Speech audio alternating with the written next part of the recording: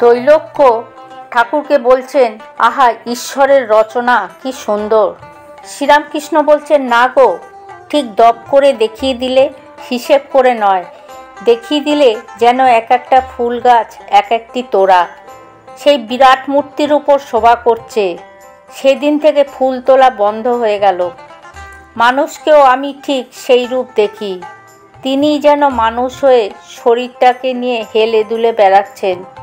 যেমন ঢেউয়ের উপর একটা বালিশ ভাসছে, বালিশটা এদিক ওদিক নড়তে নড়তে চলে যাচ্ছে, কিন্তু ঢেউ লেগে একবার উঁচু হচ্ছে, আবার ঢেউয়ের সঙ্গে নিচে এসে পড়ছে। শরীরটা দুদিনের জন্য, তিনি সত্য, শরীর এই আছে এই নেই। অনেক দিন হলো যখন পেটের ব্যথাতে বড় ভুগছি, হৃদয় বলল, মাকে একবার বলো না যাতে আরাম হয়। আমার রোগের জন্য বলতে বড় লজ্জা হলো।